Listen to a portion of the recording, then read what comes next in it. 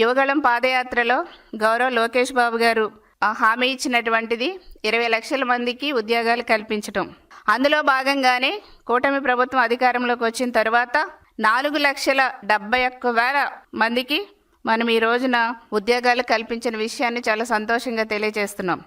ప్రతి నియోజకవర్గంలో job melas conduct చేయటం విషయంలో కానివ్వండి, మన రాష్ట్రానికి కంపెనీస్ తీసుకురావటంలో కానివ్వండి, మరి డిఎస్సి టీచర్ పోస్టులు 16,000 పైచలకు టీచర్ పోస్టులు భర్తీ చేసిన విషయం కానివ్వండి, పోలీస్ డిపార్ట్మెంట్లో కానిస్టేబుల్స్ కానివ్వండి, ఎస్ఐ పోస్టులు భర్తీ చేసిన విధానం కానివ్వండి, ఇవన్నీ కూడా మేము వచ్చిన తక్కువ టైంలోనే ఇవన్నీ కూడా భర్తీ చేసి దాదాపుగా 4,71,000 ఉద్యోగాలు మేము ఇచ్చిన మాట ప్రకారం భర్తీ చేశామనేసి చాలా సంతోషంగా తెలియజేస్తున్నాం.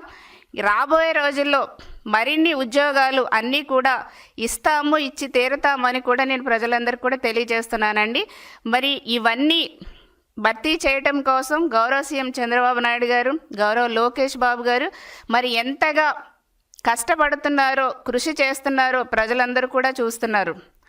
ఈ రోజున మన రాష్ట్రంలో నిరుద్యోగం అనేది ఉండకూడదు, ప్రతి ఒక్కరు కూడా చదువుకోవాలనే ఉద్దేశంతో ఈ రోజున ఉద్యోగ కల్పనే ధ్యేయంగా కూటమి ప్రభుత్వం ముందుకెళ్తున్న విషయాన్ని నేను ప్రజలందరికీ కూడా తెలియజేస్తున్నానండి. అంతేకాకుండా ఈ 15 నెలల కాలంలో మరి గౌరవ సీఎం గారు, గౌరవ లోకేష్ బాబు గారు కృషి ఫలితంగా 11 లక్షల కోట్ల పెట్టుబడులు మన రాష్ట్రానికి రావటం జరిగింది. మరి నిరుద్యోగం అనేది మన రాష్ట్రంలో లేకుండా చేయటం కోసం ఉద్యోగాలు ఇవ్వటమే ఒక లక్ష్యంగా పెట్టుకుని మరి ప్రభుత్వం, కూటమి ప్రభుత్వం ఈ పెట్టుబడులు తీసుకురావడానికి కృషి చేస్తున్న విషయాన్ని కూడా మీకు అందరికి కూడా తెలియజేస్తున్నాం.